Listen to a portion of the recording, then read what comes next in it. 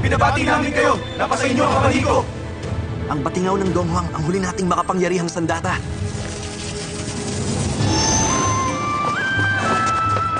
Marahil, magkakaroon na ako ng bagong alagad.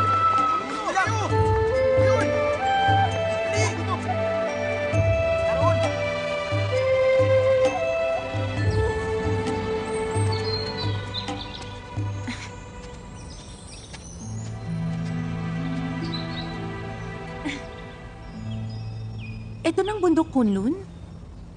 Aba, meron kung anong kumikinan sa taas. Pagdating sa taas, maaari mong alamin kung ano yun. Teka. Ba't mo ako binihisan na parang lalaki? Bawal sa bundok Kunlun ng babaeng alagad. Kung nais mong maging alagad, dapat lalaki ka. Ito ang tandaan mo. Mula sa sandaling ito, hindi ka na si Baitia na anak ng emperador ng Soro. Ikaw na si Xian, na isang ligaw na sorong natagpuan ko at pinadala sa bundok Kunlun upang maging isang alagad ni Moyen.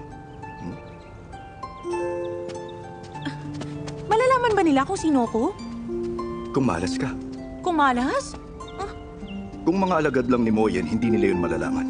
At ang katanungan kung malalaman ni Moyen kung babae ka o hindi, nababatay ang sagot nun sa iyong kapalaran.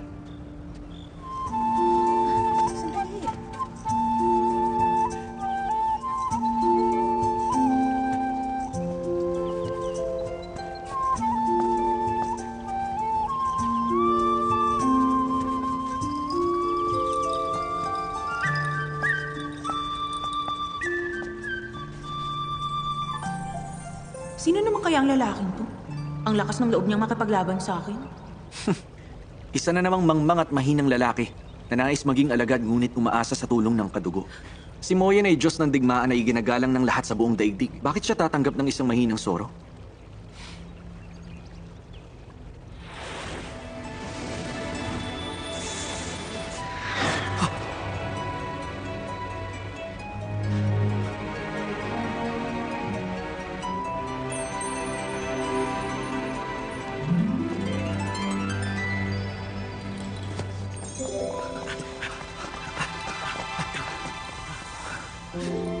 Yun yung...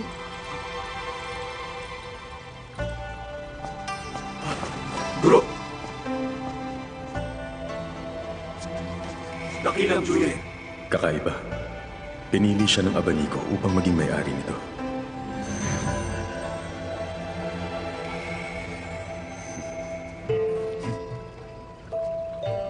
Ang akala ko nakakatakot at mabangis ang Diyos ng digmaan. Sino mag-aakalang higit pa pala siyang makisig kesa kay Chuyan? Kaya niya kayang basahin ang kapangyarihan ni Chuyan? Xian? Ba't di mo batiin si Dakilang Moyen? Kataas-taasan. Ako si Xian. At nagmula ako sa gubat ng Peach Blossoms. Narito ako upang maging inyong alagad. Naway pahintulutan niyo ako na tanggapin ako. Makapangyarihan ng abanikong yan. Hindi yan maaaring ibigay sa hindi taga-bundok Kunlun. Tila, nakatakda siyang maging alagad ko.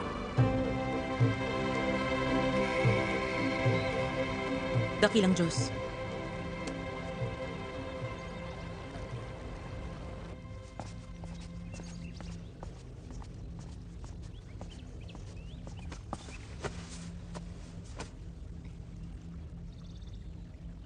Ano nga uli ang inyong pangalan? Kataas-taasan. Ako po si Xian. Ako po si Tsilan. May 15 alagad na ako sa bundok Kunlun. Sabay kayong dumating sa isang araw. Kung matatanggap kayo, sino ang nakatatanda?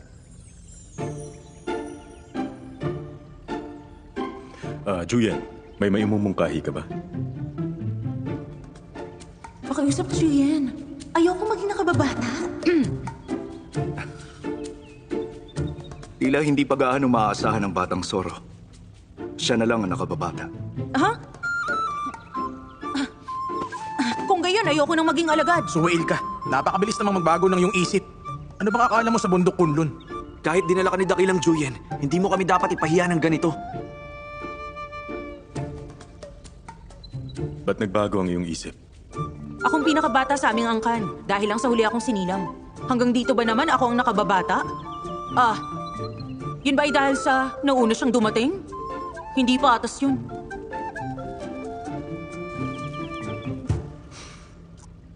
Kung sakaling ibigay ko sa itong aking mahiwagang abaniko, patas na ba yun sa'yo? Guro, kakukuha mo lang ng mahiwagang abaniko. Hindi ko alam kung bakit napakapalad niya. Ba't ibinigay mo sa kanya isang mahalagang gamit matapos ang ilang libong taon? Bakit ganun? Kaya nga, napatas yun. Tama. Di ka ba nagsisinungaling? Hindi ako nagsisinungaling. Sige. Payag na akong maging alagad mo. Yuko! Luhod! Ikalawang pagyuko! Luhod! Ikatlong pagyuko! Luhod! Simula ngayon, susundin niyo na si Moya ng bundok Kunlun, Diyos ng Digmaan, bilang ika-16 na alagad sa land. Masusunod, Guro. At ika-17 alagad si Yin. Salamat, Guro.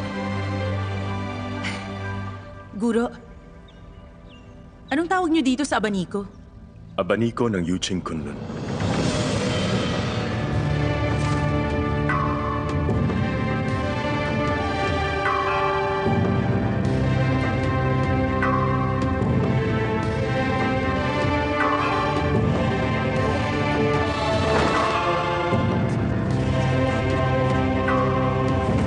Pagbati, makalangit na Emperador! Gayon din sa inyo. Salamat, makalangit na Emperador!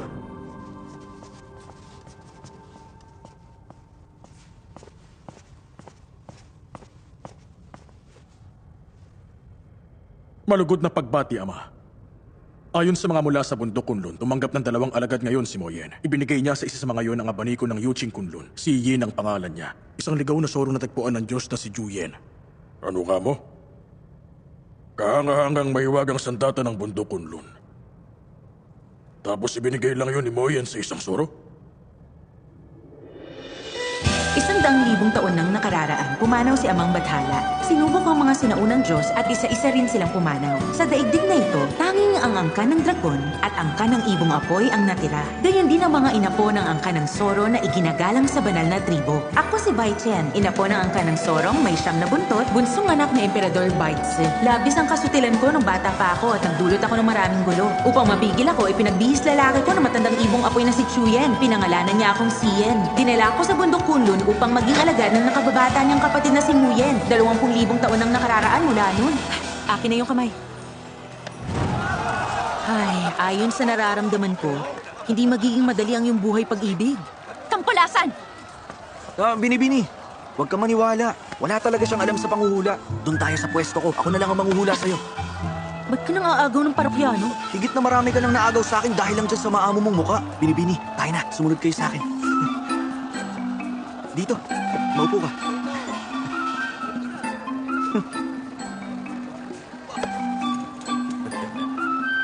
Binibini, meron ka bang kung anumang suliranin dyan? Bitiwan mo ko. Isa ka palang matapang na babae. Ayan na naman. Kung narito tayo, lagi may sinasamantala mga yan. Kung wala pa silang asawa, tsak na merong mandirigmang tutulong. Kung may asawa naman, lilitaw ang kabiyak upang ipagtanggol sila. Mandirigma man sila, O mga kabiyak, tiyak na nakasuot sila ng puti. Tigil! O ikaw! Tantanan mo siya!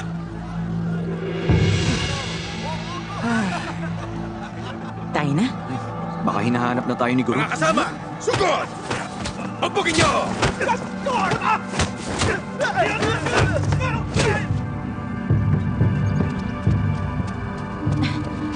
Bilisan mo, baka mahuli pa tayo ng ating guro.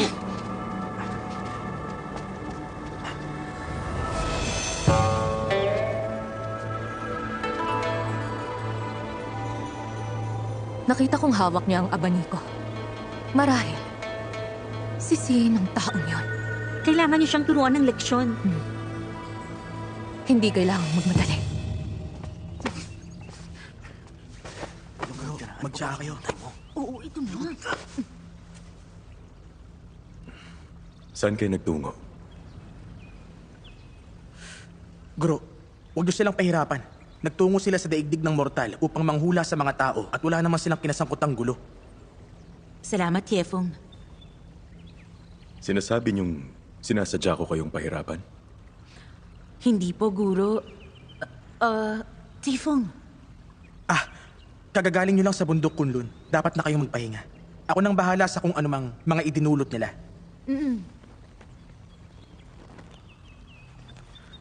Nais ko nang magpahinga. Makakaalis na kayo. Opo, Guro. Maiwan ka, 17.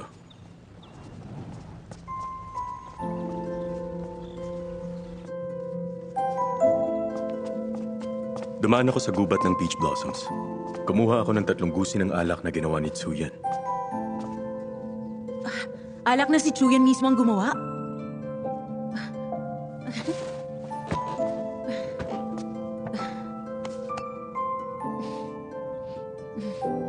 Tiyak na gawa nga to ni Chuyan.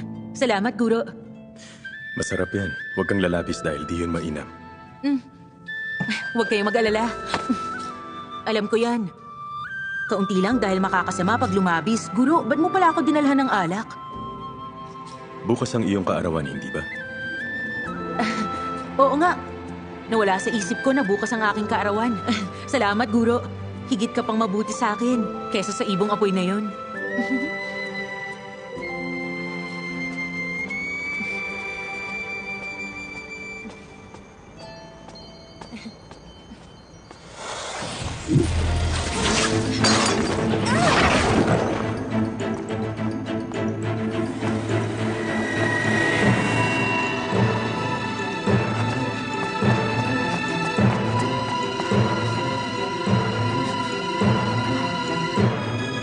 Sino kayang nakapasok lang ng gayang sa bundok Kunlun?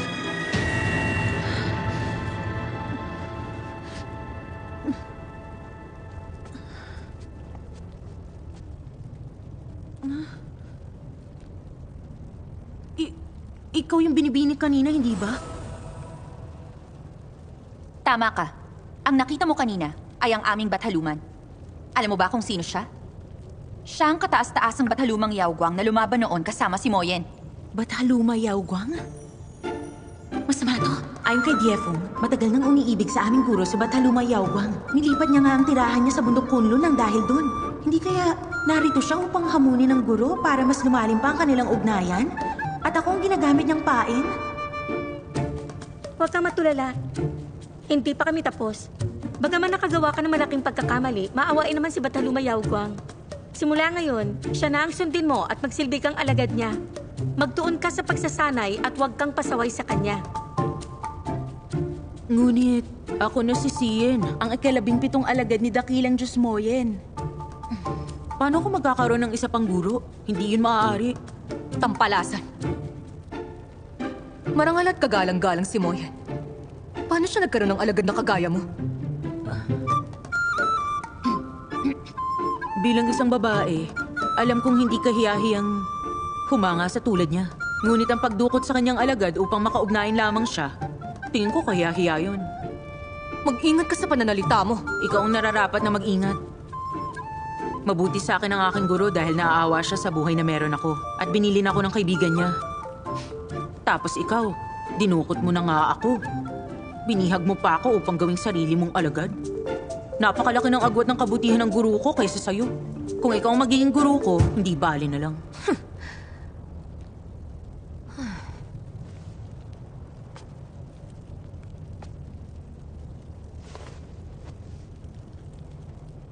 Ulitin mo nga ang sinabi mo.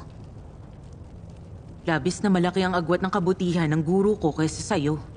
Hindi mo ako mahihikayat na maging alagad. Sige. Gayon pala.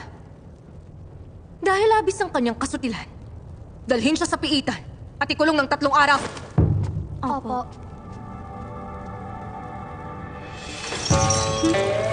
Isang munting soro ang humamon sa bathaluman. Kaya nararapat na lang mapiit dyan. Mahirap ang makulong sa aming tubig piitan dahil tumataas ang tubig niyan sa bawat oras. Naway masiyahan ka dyan, munting Zoro. Isa lang tong tubig piitan.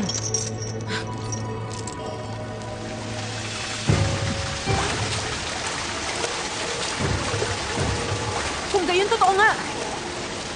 Teka! Pakawalan niyo ako! Pakawalan niyo ako! Ilabas niyo ako rito! Tulong!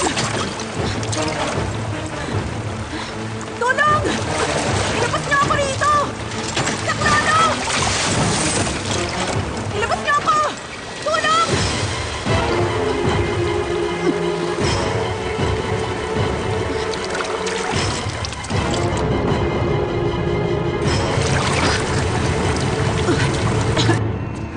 Wala siya sa gubat. Di namin siya nakita. Wala rin siya sa O lawa. sa likod ng bundok, o sa likod ng bulwagan. Di nyo rin siya nakita? Mahilig siya uminom ng alak. Hindi niya hayaang mabasag ang gusi. Marahil may kumuha sa kanya ng madalian, kaya bumagsak ang gusi. Sino mga angas na gumawa nun sa bundok kunlun?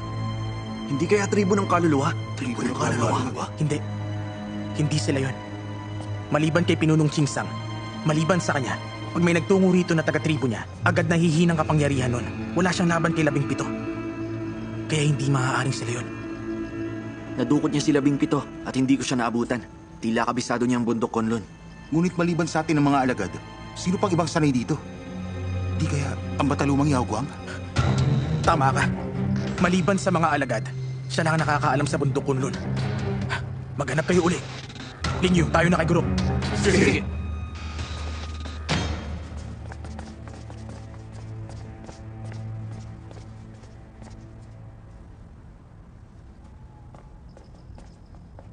Guro, Guro, nawawala si 17. Nawawala. Wala ba sa imbaka ng alak? Wala rin siya ron. Guro, may hinala kami na Na ano?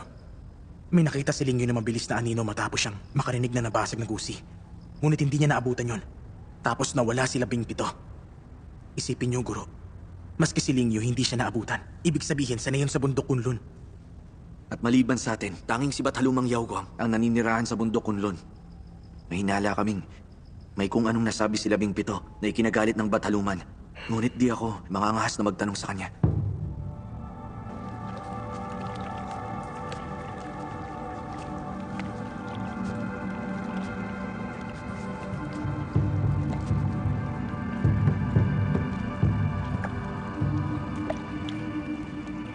Matapos ang isang oras, ilabas niyo na siya. Hikayatin niyo siyang iwan ang dakilang Moye. Opo. Hindi ko alam kung bakit siya itinatanging ni Dakilang Moyen. Nabighani kaya siya sa anyo ng Ginoo?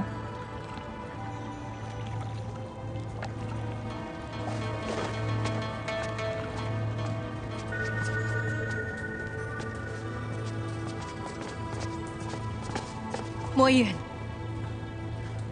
Nariyan ba ang isa sa aking mga alagad? Moyen. May nagsabi ba sa'yong magtungo rito? Bakit naman mapupunta rito ang isa sa iyong alagad? Matagal na tayong magkakilala. Alam mong ayokong nagsasayang ng oras. Tumabi ka. Moyen, alalahanin mong narito ka sa tirahan ko. Tama bang sumugod ka rito ng ganyan? Tumabi ka. Alam kong Diyos ka ng digmaan. Subalit, hindi ka maaaring pumasok dito. Kung wala ang pahintulot ko, hindi makakapasok kahit banal na emperador.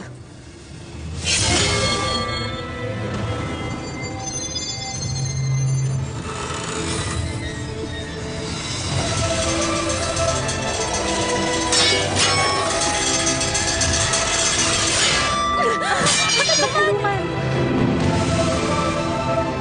Moyen!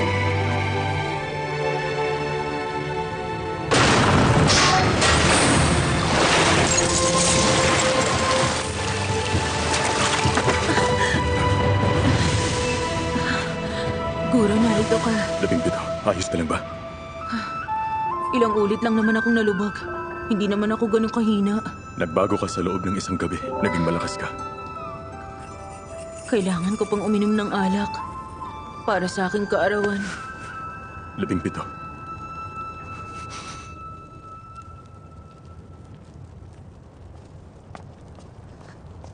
Moyen! Moyen, makinig Huwag ka ka! nang magsalita. Naisip ko lang na pinamimihasa mo ang alagad mong yan. Ayokong mapulaan ka ng makalangit na palasyo. Kailan ko pinahalagahan ang pagpuna ng iba? Para sa'yo kaya ako to ginagawa. Anak ka ni Amang Bathala. Diyos ng digmaan. Nararapat na igalang ng buong daigdig. Hindi ka dapat punahin ng mga tao nang dahil lang sa isang alagad. Sa 17 araw ng 2 buwan, sa bundok Changwu, doon natin itutuloy ang usaping ito.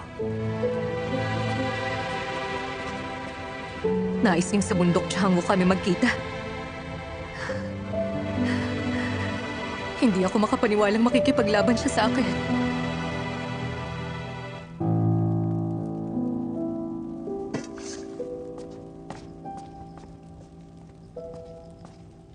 Guro,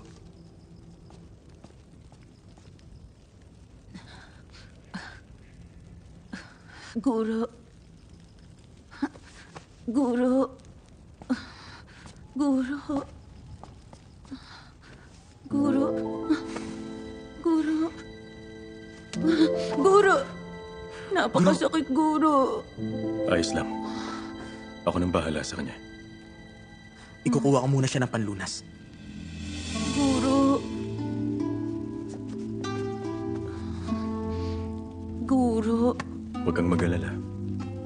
Iingatan kita. Ang bahat lumang yon ay hindi naaangkop sa akin, Guro.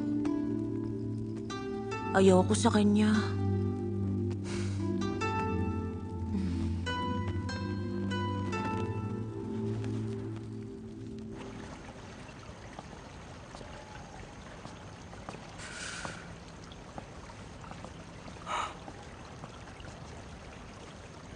Dakilang Kamahalan, Diyos. bakit ka nagpunta dito sa Kunlun ng ganitong oras? Nalaman ni Ama na pinabalak mong harapin si Bathaluma Yaogwang sa tuktok ng Changwu. Inatasan niya ako mamagitan. Hindi lingid sa iyong kaalaman na may lamat na sa pagitan ng makalangit at kaluluwa. Maaaring maghanap ng dahilan sa pinunong Chingsang upang makipaglaban. Kapag nagkalamat ang inyong ugnayan dahil lang sa ganito kaliit na bagay, hindi tama yon. Dapat bang ituloy mo pa rin ang laban? Kailangan yun. Pananagutan ko yan sa mga taga-bundok Kunlun. Isang banal na pook ang bundok Kunlun. Hindi yun dapat pasukin ng basta ng kung sino man para lang dukutin ang aking mga alagad. Kamahalan, sumasang-ayon ka ba? Sang-ayon ako sa sinabi mo. Ngunit huwag kang mag-alala. Pati na ang iyong ama. Sa pagitan lang namin ito ni Yaogwang. Kung magdigmaan man ang makalangit at kaluluwa, ang bundok Kunlun man o tahanan ni Yaogwang, lalaban kami ng buong lakas. Yun ang aming katwiran. Hindi ka nagkakamali.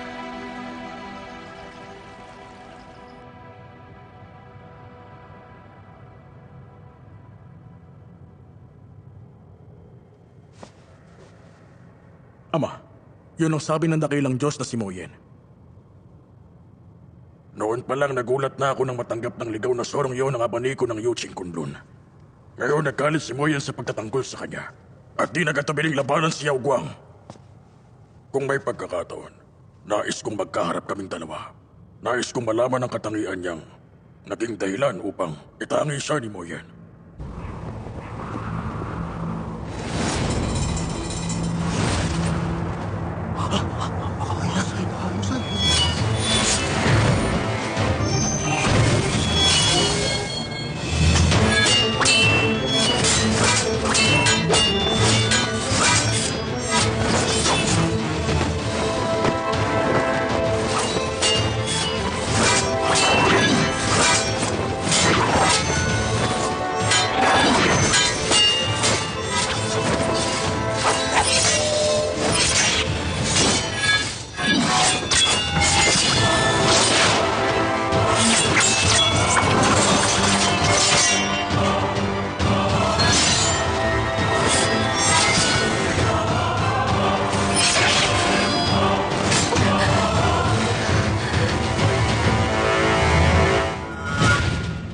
husay ng ating guro. Siya ang nawagi. Siyang Diyos ng digmaan. Siyak na siyang magwawagi. Tama. Ay, teka. Ikaw ang nagwagi.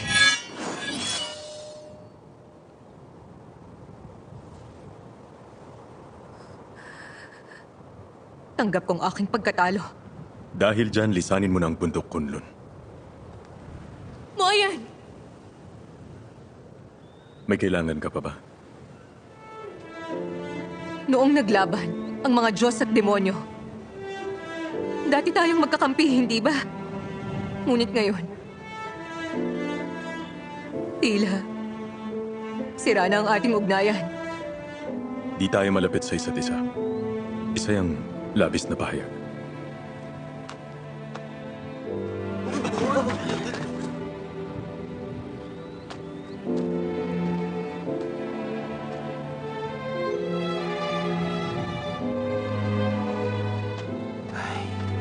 Dahil sa ating guro, isa na namang bataluman ang nasaktan. Pinakialaman niya kasi sila Bimpito eh. Alam niyang tinatangi yun ni Guro. Ay, hayaan mo na nga. Nakita tayo ni guro. Buti pa, bumalik na tayo.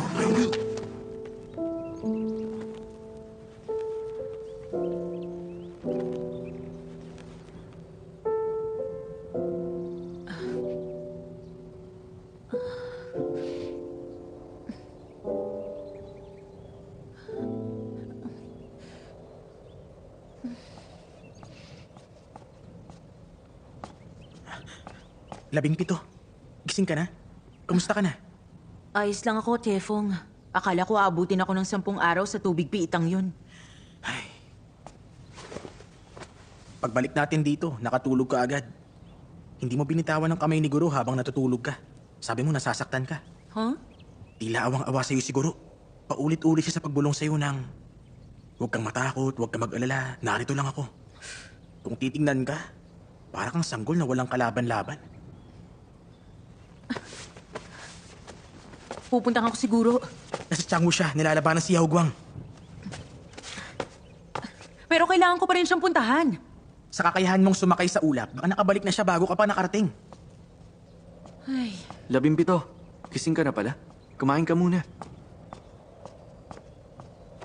Nga pala, sabi ni Guro, kailangan mong kopyahin ng 30,000 beses ang aklat ng Lietse sa loob ng kalahating buwan.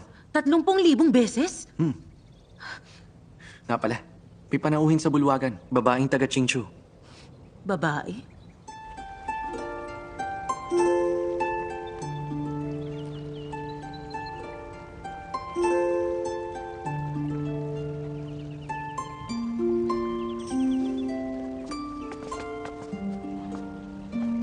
Shenny? Sandali. Hindi ko akalaing may mas kamukha pa si Baijian kaysa sa akin. Isa siyang lalaki.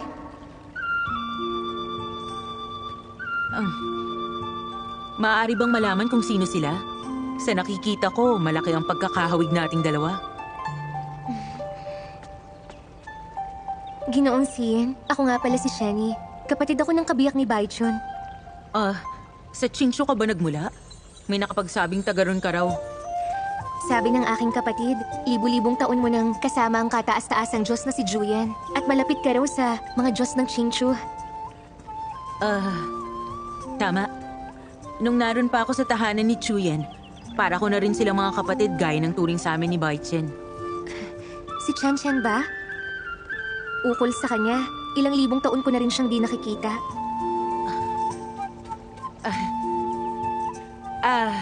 Siya nga pala yung kapatid ng kabiyak ni Baichen mula sa Qingchu. Siya naman si Punong Tiefeng. Siya ang punong alagad dito. Ikalawang anak ng pinuno ng dagat kanluran. Patawad, hindi ko alam na gayon pala kataas ang iyong katayuan. Ipagpaumanhin mo sana. Hindi. Hindi mahalaga ang katayuan sa bundok Kunlun. Pantay ang lahat dito. Huwag mo yung isipin. Sige. Dahil magkakaibigan naman tayo, mauuna na ako. Mag-usap lang kayo.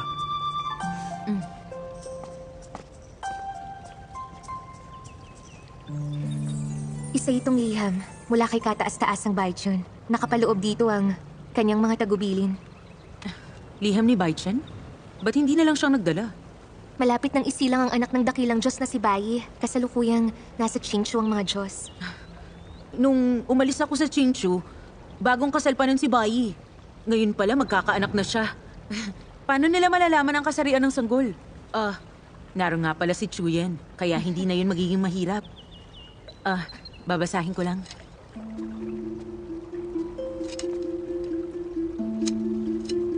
Ikalimang kapatid, pinilit si Shenli ng kanyang ama na magpakasal sa espiritu ng isang bulag na itim na oso. Tumakas siya patungo kay Baishen. Natatakot silang hindi nila siya maitago. Kaya naisip kita, isang banal na po ang bundok Kunlun. Diyan mo nalang pataguin si Shenli bilang tulong sa iyong hipag. Ako? Bakit hindi na lang siyang tumulong? Bakit kailangan ako pa? Naisip ko rin, huwag ipasa sa iyo ang suliraning ito. Subalit kami lamang ni Chuyen ang narito sa gubat ng Peach Blossoms. Paano maitatago ng dalawang lalaki ang isang dalaga, isa ka ring babae, at kilala mo na si Shenny mula pagkabata? Palagay ang loob ko kung kasama mo siya. Siya nga pala, hindi niya alam kung ikaw si Baichen ng Qingqiu. Hindi ko sinabi sa kanya. Nabasa ko na. Nais ni Baichen na ibiling ka sa akin. Ngunit hindi yun madaling gawin. Kung talagang mahirap yun para sa'yo, kung gayon, mabuti pang... Ha? Sandali! Huwag kang umiyak. Tatanungin ko muna ang guro kung maaari ka ritong manatili. Dito ka lang.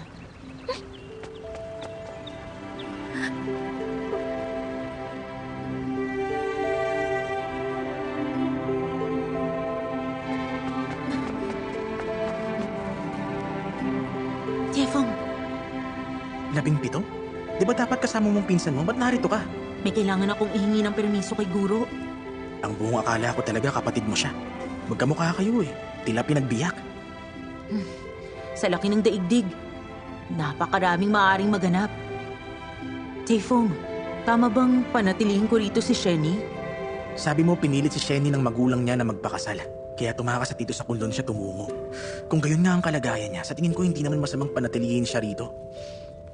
Papayag kaya ang guro na manatili siya?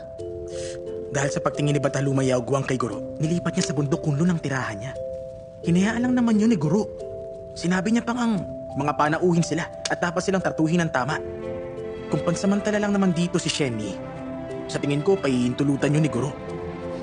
Ngunit puro kalalakihan ang mga alagad dito, hindi ba? Saan siya maglalagi? Sa iyong tirahan, Guro. lalaki lamang ang mga alagad dito. Hindi siya maaaring magpakalat-kalat. Dahil ikaw naman ang sinadya niya. Tama lang na dun siya sa tirahan mo. Subalit isa rin akong lalaki.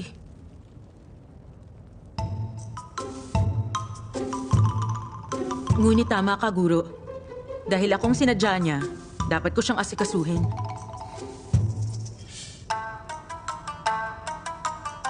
Kumusta yung pagkopya? Ha? Hindi ba sinabi ni Ling Yu sa'yo?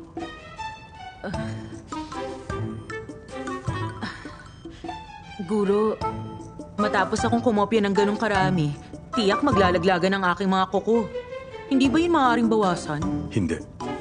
Sige na, Guro. Pagkatapos ko kay Shenny, gagawin ko na yun. Babalik na po ako sa aking ginagawa.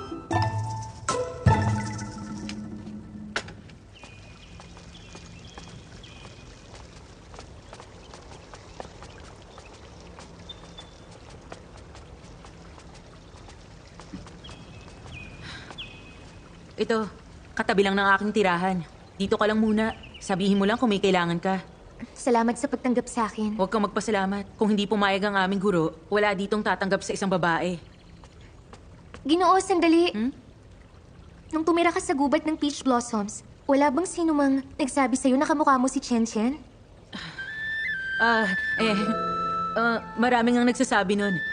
Sabi nga ni Baichen, para ko nga raw siyang kakambal. Tingin ko nga, may pagkakahawig ka rin sa kanya. Sa tingin ko, nagkataon lang yon. Siyang magiging emperatris ng Qingqiu. Hindi ako maihahambing sa kanya. Marahil ngang wala ring saysay ito.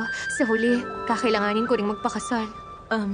Huwag ka munang mawala ng pag-asa. Magpahinga ka muna. Baka iba na ang pananaw mo bukas. Iwan muna kita. May kailangan pa akong gawin.